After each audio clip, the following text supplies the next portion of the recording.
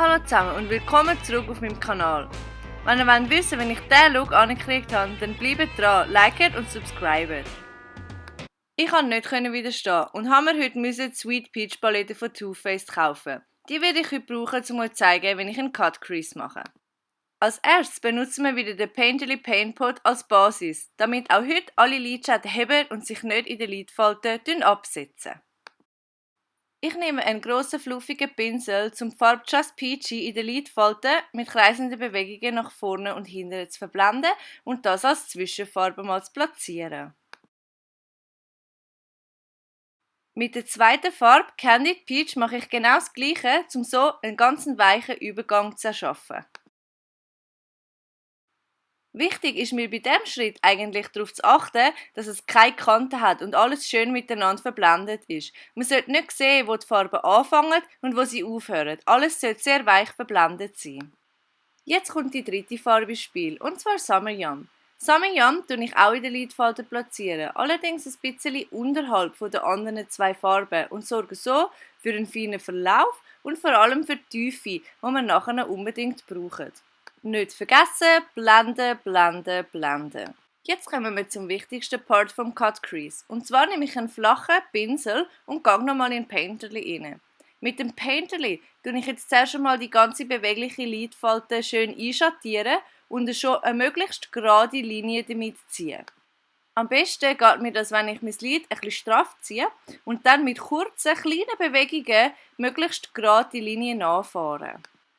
Da der Cut beim hinteren Teil vom Lid weich sein sollte, tue ich mit dem Finger schön die Linie verblenden. Mit dem Fix Plus tue ich einen kleineren, feinen Pinsel anfeuchten und gehe damit in die Farbe Luscious ein. Mit dieser schimmerigen Farbe tue ich eigentlich das ganze bewegliche Lid nochmal intensivieren und so auch die Linie nochmal ein bisschen schärfen. Wenn ihr hier seht, in einem kleinen Spiegel kontrolliere ich, dass auch wirklich alles so ist, wie ich das gerne hätte und ich eine perfekte Linie habe. Auf der hinteren Seite vom Lid gehe ich mit der dunkleren, schimmerigen Farbe Bellini ein und die zwei Farben schön miteinander verblenden. Mit einer Mischung zwischen Peach Pit und Summer Yum tue ich das hintere Drittel von meiner Lidfalte abdunkeln und auch nochmal ein bisschen in die Lidfalte hineinschaffen, um wieder Tiefe zu geben und die Linie hinten ein bisschen mehr zu verblenden. Ich kann das Ganze beliebig oft wiederholen und so die Intensität selber variieren. Ich kann also einfach so viel draufblenden, bis ich persönlich finde, jetzt ist genug. Okay, noch ganz ein bisschen mehr. Dann einmal die Haare ausschütteln und es ist Zeit für Eyeliner. Wie ihr wisst, ich liebe Eyeliner. Wieder, wie im letzten Video, ein Spiegel ein bisschen unterhalb anheben und dann kann man nämlich perfekt die Linie vorzeichnen und muss eigentlich nur noch ausfüllen und nachfahren. Und es stimmt, es ist im Fall wirklich nur eine Übungssache. Je öfter dass man es macht, desto besser gelingt es einem. Wie bei allem im Leben. Heute war mir noch ein bisschen mehr nach Drama. Deswegen nehme ich den Feline Alkohol und damit meine Wasserlinie schwarz einfärben. Den Stift nehme ich auch ein bisschen unterhalb der Wimpern und werde ihn dann mit einem flachen Pinsel ausblenden. So gebe ich einfach noch ein bisschen mehr Intensität.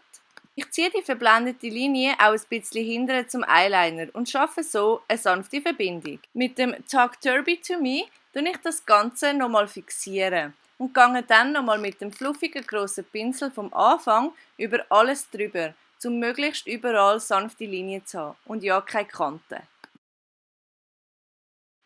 Was natürlich auf keinen Fall fehlen darf, ist Mascara auf der oberen sowie auch auf der unteren Wimpern. Und Königsdisziplin, es werden heute zum Look Wimpern geklebt. Den Leim unbedingt 30 Sekunden antrocknen lassen, ein bisschen blöd in der Weltgeschichte umeinander schauen und dann mit dem Spiegel unterhalb von einem selber platziert die Wimpern aufsetzen und andrücken. Gar nicht so schwer, oder? Was meint ihr? Während der Leim am Antrocknen ist und langsam durchsichtig wird, tue ich schon mal den Matchmaster Concealer in der Farbe Nummer 1 unter meinem Auge verteilen und mit dem Finger einschaffen. Das Ganze tue ich dann mit dem Studio Fix Puder fixieren, natürlich unter dem Auge und auch den Rest vom Gesicht damit ein bisschen ausgleichen.